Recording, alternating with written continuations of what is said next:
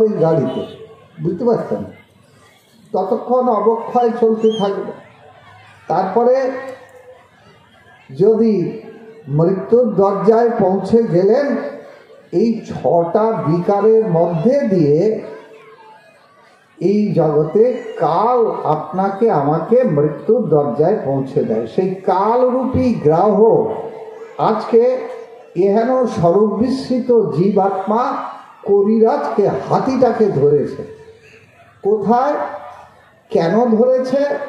বলে সংসাররূপী সরোবরে, বাসনারূপী জলে এই জগতে স্বরূপ বিস্মৃত জীবাত্মা যতক্ষণ ভগবানকে ভুলে সংসারের বিষয় ভোগের কি না, যদি কালে আক্রমণ একবার করলো, চিৎকার করে যতই কান্নাকাটি করি না কেন, কালের হাত থেকে রেহাই মেলে না।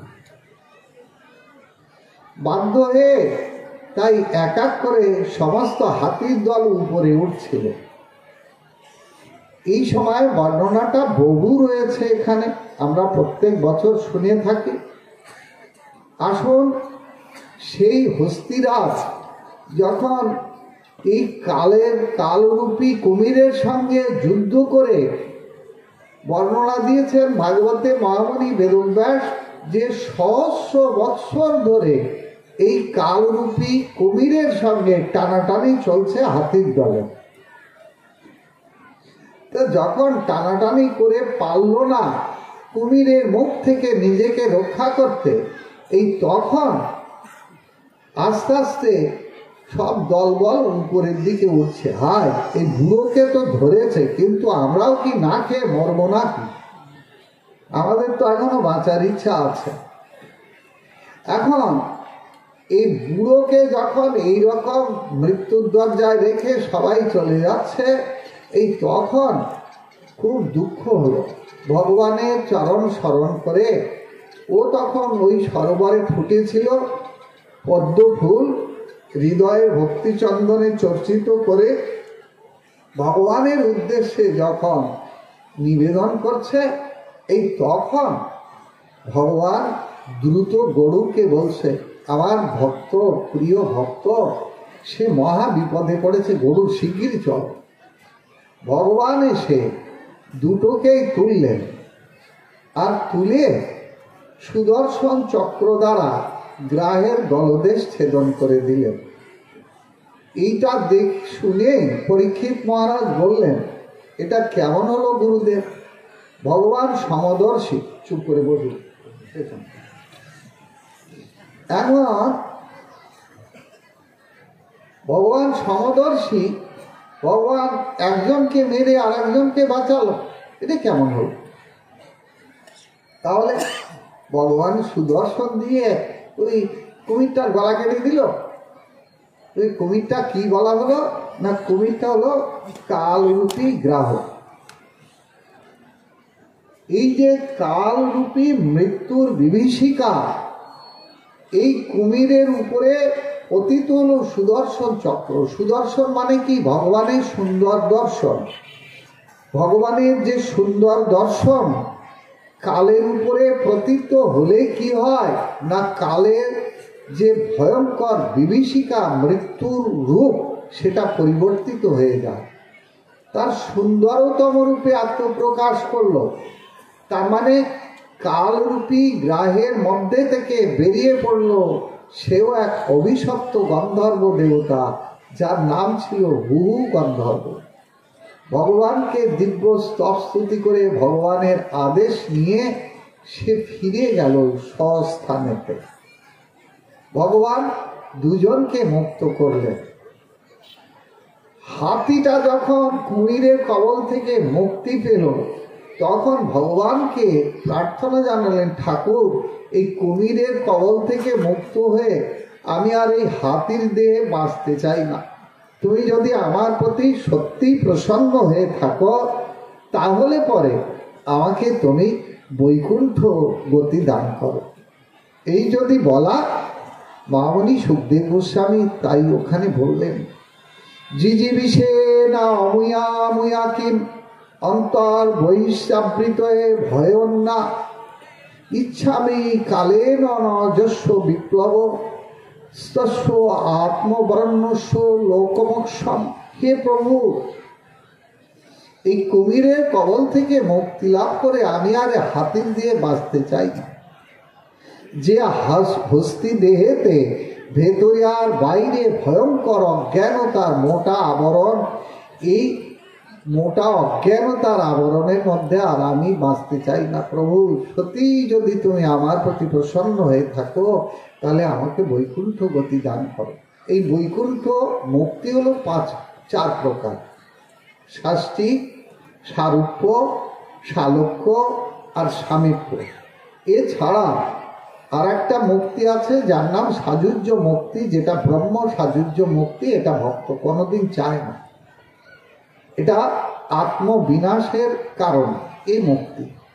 এই জন্যে হাতিকে, এই করিরাজকে ভগবান বৈকুণ্ঠ মুক্তি দান করে, শঙ্খ চক্র গদা পদ্ম মুক্তি দান করে গরুর আসনে তুলে নিয়ে ভগবান বৈকুণ্ঠপতি যাত্রা করলেন। জয় বৈকুণ্ঠাধিপতি ভগবান কি। আসুন, এর পেছনে একটা প্রশ্ন করেছেন মহারাজ পরীক্ষিত। হে গুরুদেব, ভগবানের এই কৃপায় হাতিটার উপরে গিয়ে পড়লো কেন?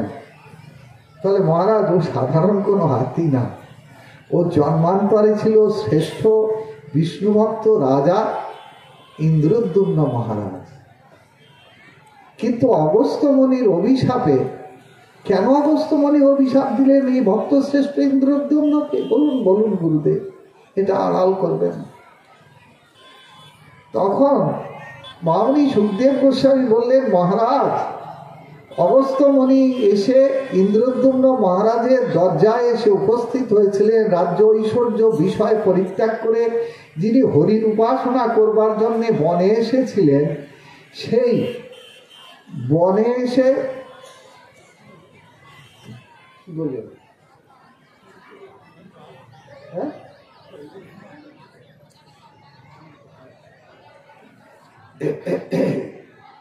এই জন্যে এই বনে এসে যখন উপস্থিত হলেন, আমি দশম স্কন্ধ টাক করে তারপর যাব আজকে, যত রাত হয় হোক।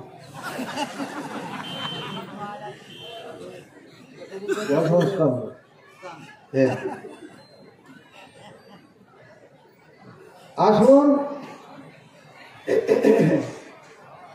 মহারাজ, এই অগস্ত্য মুনি এসে উপস্থিত হলেন তার ভজন কুটিরের দরজায়।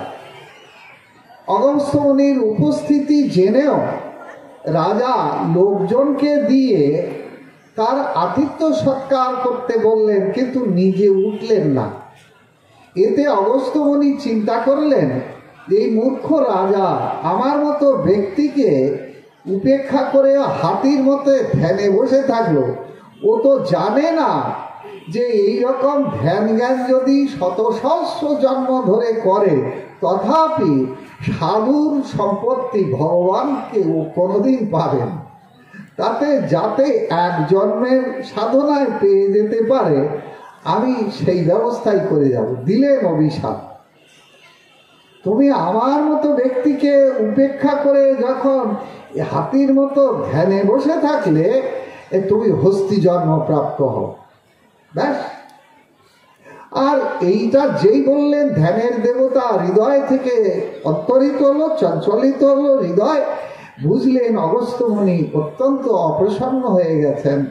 আর তাড়াতাড়ি উঠে তাই মণিবরের চরণে পতিত হয়ে ক্ষমা প্রার্থনা করলেন। হে মহারাজ, আমি যা বলেছি তাই হবেই, হাতির দিয়েও লাভ হবেই জন্মান্তরে। তবে আপনার যখন পশ্চাৎ অনুশোচনা জেগেছে, ওই হস্তি দেহেতেই আপনি ভগবানের দর্শন পাবেন। বলো রাধে রাধে রাধে রাধে। এই জন্যে এইরকম সাধুর অভিশাপ এ যদি আমার ওপরেও নেমে আসে, তাহলে আমিও এটা সাধনে গ্রহণ করব। বলে কেন? বলে একটা জন্ম পরে ভগবানকে পাওয়া যাবে, এই কি কম সৌভাগ্যের কথা? এরকম অভিশাপ গ্রহণ করতে কোনো দ্বিধা হয় না ভক্তের। আসুন, এটাই শিক্ষণীয় বিষয়। সাধু সে না হয় কভি কার্যহানি, তার মানে সাধুর দ্বারা কোনোদিন কারোর কার্যের হানি ঘটে না, বরং সাধুর অভিশাপের মধ্যে আছে মানব জীবনের পরম কল্যাণ নিহিত। আজকে সেটাই হলো ইন্দ্রদ্যুম্ন মহারাজের জীবনে। কেন না, মহতের কৃপা বিনা কোনো কার্যে বা কর্মে ভক্তি নয়। কৃষ্ণ ভক্তি দূরে রহু, সংসার নহে ক্ষয়। এ কৃষ্ণ ভক্তি তো দূরের কথা, সংসার বন্ধন থেকেও মহতের কৃপা ছাড়া কোনোদিন মুক্তি লাভ হয় না। আর যতক্ষণ মুক্তি না হচ্ছে ততক্ষণ ভক্তি লাভের অধিকারীও আপনি আমি হতে পারবো না। এই জন্যে এটা মুক্তি প্রকরণ। আর মুক্তি প্রকরণ যদি শুনলাম, তাহলে ভক্তি প্রকরণ হলো সমুদ্র মন্থন। এটাও গতবারে শুনেছিলেন আপনারা। এই জন্যে সমুদ্র মন্থনের মধ্যে দিয়ে শ্রেষ্ঠ শিক্ষাটা কি দিয়েছেন না, শ্রেষ্ঠ শিক্ষা দিয়েছেন যে সমুদ্র মন্থন থেকে যে 10টা সম্পত্তি উঠেছিল, সমস্ত সমুদ্র মন্থন কোনো কাহিনী না, এটা মনে রাখবেন। সমুদ্র মন্থন ভক্তি অমৃত লাভের সাধন প্রক্রিয়া।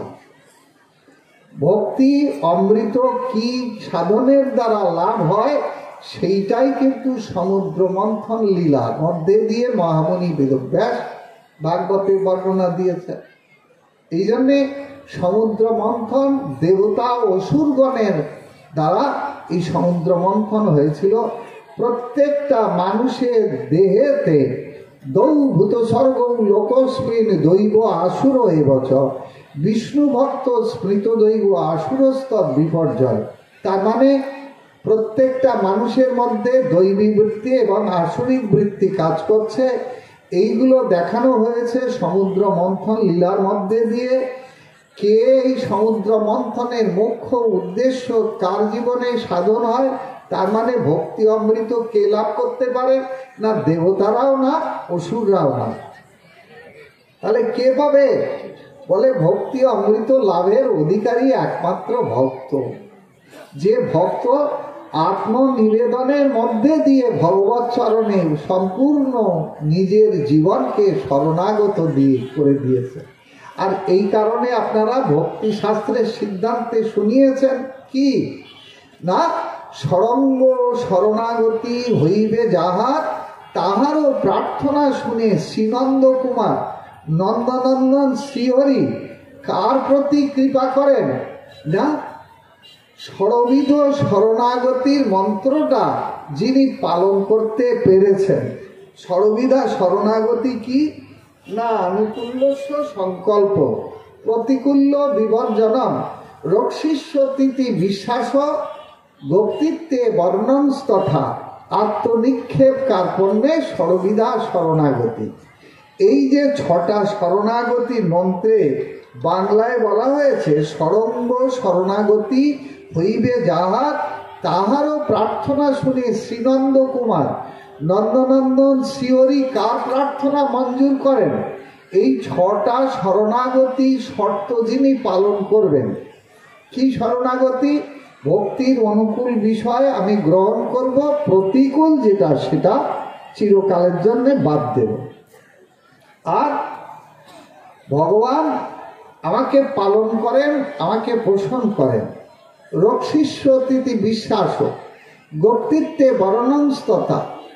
আর আত্মনিক্ষেপ, তার মানে কায় মন বাক্যেতে ভগবানের চরণে নিজেকে সম্পূর্ণরূপে সঁপে দেয়া। আর 6 নম্বর কি না, 6 নম্বর হলো কার্পণ্য।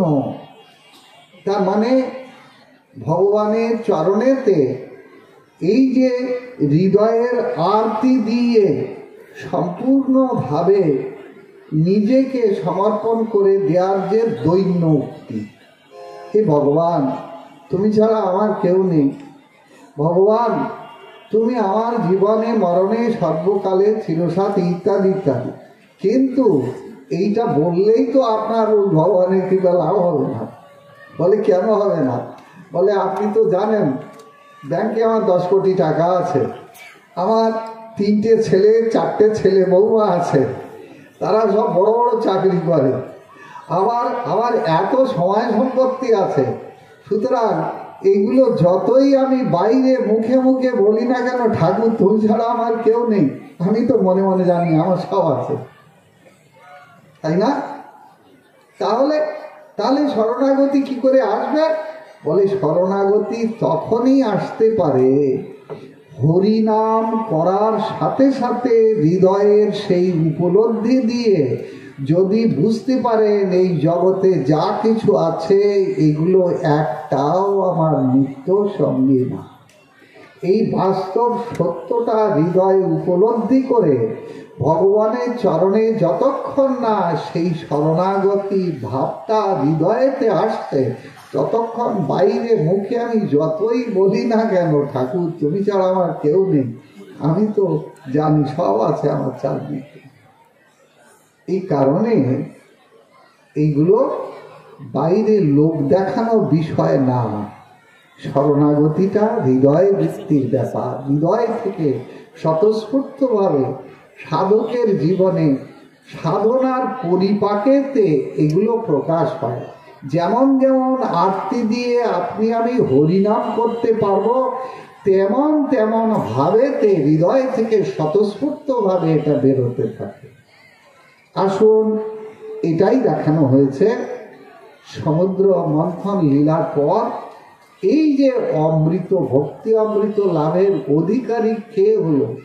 অধিকারী হলো বলি মহারাজ। এই জন্যে বলির দরজায় ভগবান দারোয়ান হয়ে এই কলিকালে অবস্থান করছেন না। বলি যখন আত্মনিবেদনের মধ্যে দিয়ে, কার নির্দেশে, কার ইঙ্গিতে? না স্ত্রী বৃন্দাবলীর ইঙ্গিতে যখন বলি মহারাজ দেখলেন ভগবান একটা অভিনব চরণ বের করেছে নাভির কাছ থেকে, তখন বলি মহারাজ হেসে ফেলেছেন, ঠাকুর তুমি আমার সঙ্গে এমন ছলনা শুরু করেছো, তোমার দ্বীপাভূমিতে তুমি নিয়েছো সর্বমর্ত, তাও তোমার আশা মিটছে না, তুমি আমার বাক্যকে মিথ্যা করবার জন্যে আবার নাভির কাছ থেকে একটা পা বের করেছ। ঠিক আছে প্রভু, তুমি যখন নাভির কাছ থেকে চরণ বের করেছ, আমিও তেমনি অভিনব চরণ রাখার জায়গাও ব্যবস্থা করে দিই। যদুত্তম শ্লোক ভবান মমিতম বচ বলিকম সুরবর্য মন্নতে করমৃতম তন্ন ভবাত পদম তৃতীয়ম সৃষ্টির মে নিজম। ঠাকুর তুমি যদি ছলনা করে আমার বাক্যকে মিথ্যা করবে বলে এই একটা 3 নম্বর চরণ নাভির কাছ থেকে বের করেছ, আমি তেমনি অভিনব জায়গা রেডি করে রেখেছি। পদম তৃতীয়ম কুরু সৃষ্টির মে নিজম। তোমার ওই তৃতীয় চরণ আমার এই মস্তকে তুমি অর্পণ করো। আর যেই না তৃতীয় চরণ ভগবান বলির মস্তকে সমর্পণ করলেন, আর একস্বরূপে বলির কাছে চিরকালের জন্য ভগবান তাই বাধা পড়ে রইলেন। অদ্যাবধিও যে ভগবান বলির দরজায় দারোয়ান হয়ে অপেক্ষা করছেন। বলিয়ে ভক্তবৎসল ভগবান কি। আসুন, এরপরে নবম স্কন্ধের 2টি চরিত্র, 5 মিনিটের ভিতরে শেষ করে দিচ্ছি। নবম স্কন্ধের 2টি চরিত্র কি না, প্রথম চরিত্র কালকে 10টায় শেষ করেছিলাম তো নাকি? তাহলে আজকেও টাইমটা হোক, আমি ঠিক বিশ্রাম দিয়ে দিচ্ছি। আমরা নবম স্কন্ধের 2টি প্রধান চরিত্র কি কি না, প্রথম চরিত্র হলো ভক্তশ্রেষ্ঠ অম্বরীশ মহারাজের চরিত্র কথা। অম্বরীশ চরিত্রের মধ্যে দিয়ে শিক্ষা দিয়েছেন, এটা প্রত্যেক বছর আমরা শুনে নিছি। অম্বরীশ চরিত্রের মধ্যে বিশেষ শিক্ষণীয় বিষয় এইটা যে দেখুন, সংসারী মানুষ আপনারা বলেন দূর আমাদের দ্বারাই কি হরিভজন হবে, হরিভজন আমরা করতে পারবো না। ওই যারা সংসার পরিত্যাগ করে ওই মঠে মন্দিরে গিয়ে বসে আছে, ওই বনে জঙ্গলে গুহা কন্দরে গিয়ে ভগবানের চরণে সমর্পণ করে দিয়ে সর্বক্ষণ ভগবানকে আরাধনা করছে, ওরাই পারবে। আমরা সংসারী মানুষ, আমাদের অনেক রকম বাধা বিঘ্ন, আমাদের দ্বারাই হরিভজন হয়। কিন্তু মহামণি বেদব্যাস তাহলে সংসারী মানুষকে বাদ দিয়ে শাস্ত্র লিখতেন তো? তা তো লেখেননি। কি সংসারী মানুষের জন্য আলাদা করে কিছু বের করতেন তো? না, তাও তো করেননি। তাহলে সংসারী মানুষের দ্বারাই যে হরিভজন হয় এইটাই দেখিয়ে দিয়েছেন অম্বরীশ চরিত্রের মধ্যে দিয়ে। আপনি আমি কতটুকু বিষয় নিয়ে নাড়াচাড়া করি। অম্বরীশ মহারাজ ছিলেন রাজ চক্রবর্তী রাজা, শুধু তাই নয়, আপনি একটা বিয়ে করে একটা বউয়ের সেবা করতে গিয়ে মাথার চুল পেকে যাচ্ছে। আর অম্বরীশ মহারাজ ছিলেন বহু সতীর পতি। এই জন্যে অম্বরীশ মহারাজের মতো এই রাজাকে দিয়ে কৃষ্ণ ভক্তির অনুশীলন করিয়ে জগৎকে শিক্ষা দিয়েছেন যে সত্যি কৃষ্ণ ভক্ত যদি রাজা হয় তথাপি তার দ্বারায় হরিভজন করা সম্ভব। এ বাবা, এটা কি বাজার তৈরি করলেন নাকি? সর্বনাশ করেছে, এ তো মহা উৎপাত সৃষ্টি করলেন বাবা। তাহলে এই পর্যন্ত থাক। সামনের দিন নবম স্কন্ধ রামচরিত শুনবো। রামচন্দ্রের বিয়ে কিন্তু কালকে রামচন্দ্রের বিয়ে দেব। আর রামচন্দ্রের জন্ম, বিয়ে, আবার কৃষ্ণের বিয়ে টিয়ে সব করব কালকে। কিন্তু সব রেডি হয়ে আসবেন। বিয়ে বাড়ি আসতে গেলে কিন্তু কিছু উপঢৌকন নিয়ে আসতে হয়। হ্যাঁ, সেটা মনে রাখবেন। খালি বিয়ে বাড়ি উৎসব খাওয়া যাবে না।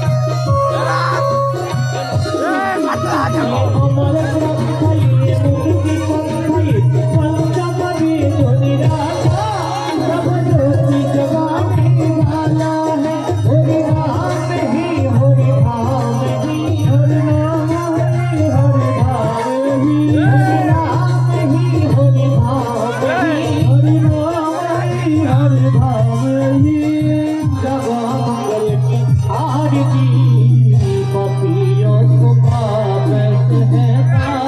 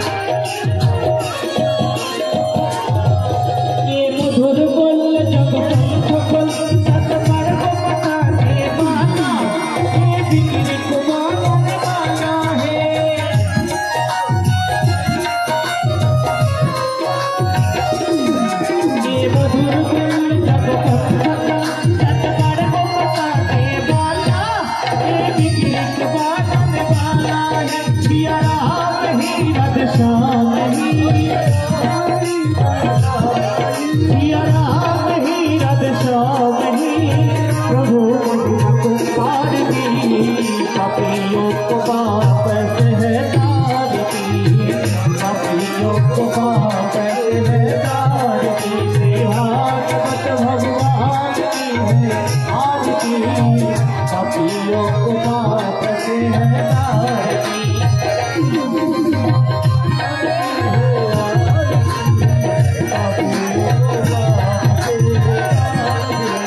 जय जय राधा कृष्ण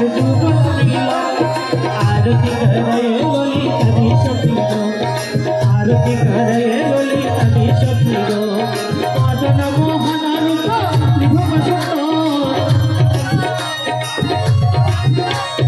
आदन मोहन रूप त्रिभुवन सुंदर, पीताम्बर शिखी पुच्छ चूड़ा मनोहर, पीताम्बर शिखी पुच्छ चूड़ा मनोहर, मने कथा भव पावे वृष भानु कन्या, सोनी लबो सोना गौरी रूपे गुणे धन्ना, ओरे सोनी लबो सोना गौरी रूपे गुणे धन्ना, ओरे नाना विधय अलंकार करे झलमा,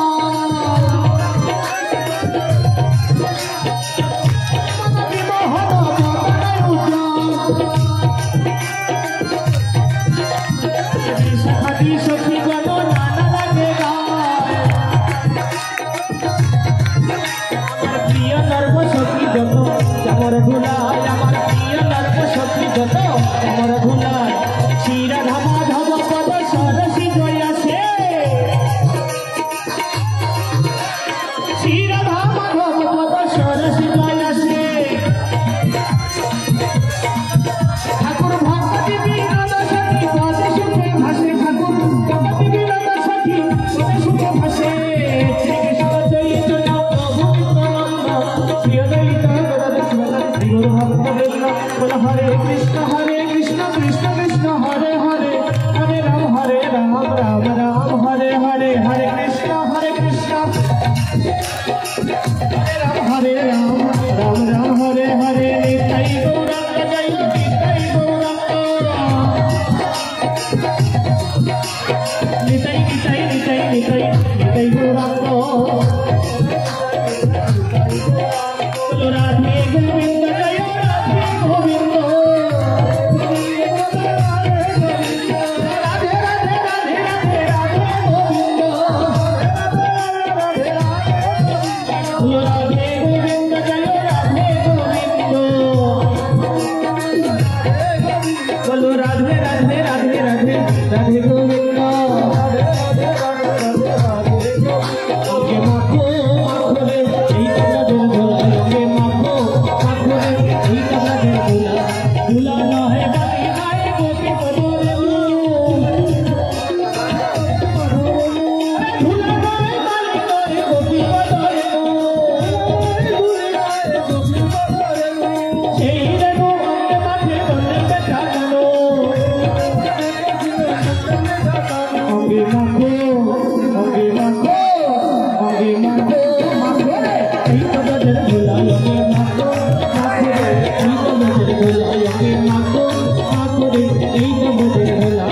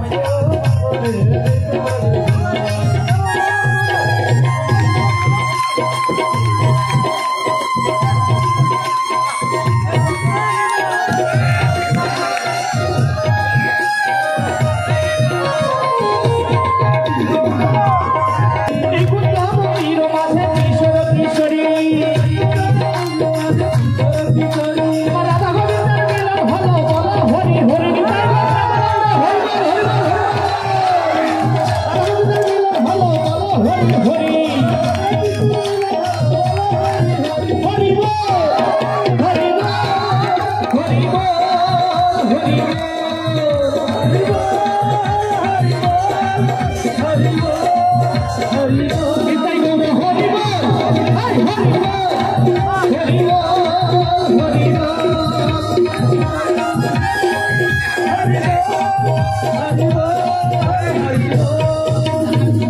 हिंदी भजन हमें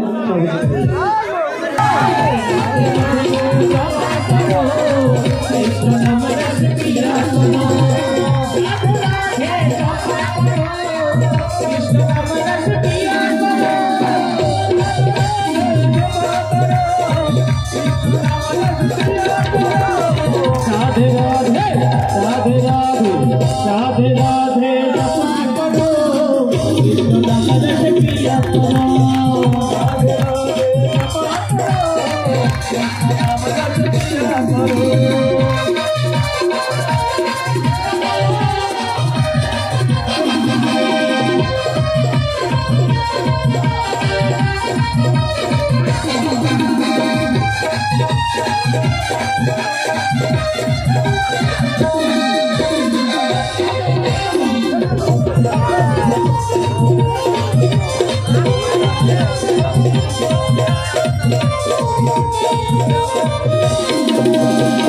राधा देगी तुमको शक्ति, मिलेगी तुमको कृष्ण की भक्ति। राधा देगी तुमको शक्ति, मिलेगी तुमको कृष्ण की भक्ति। राधे राधे राधे कृपा दृष्टि पर सैया करो, राधे राधे जपा करो, कृपा दृष्टि पर सैया करो, राधे राधे जपा करो, राधे राधे जपा करो, कृष्ण नाम रस पिया करो,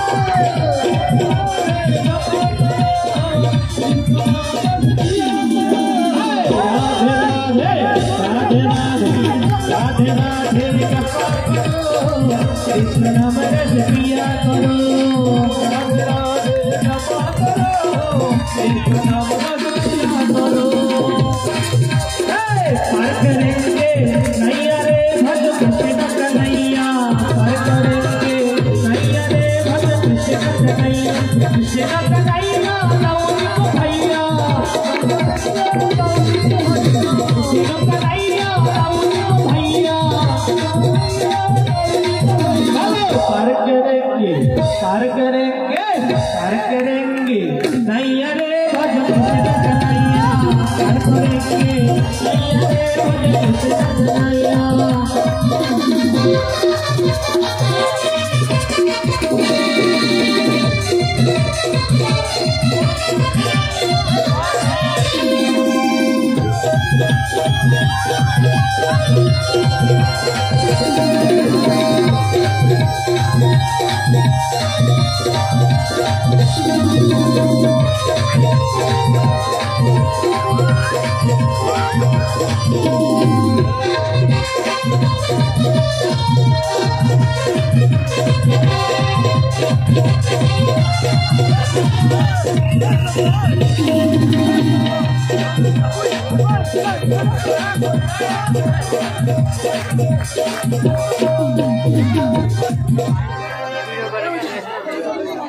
Ayo, baik.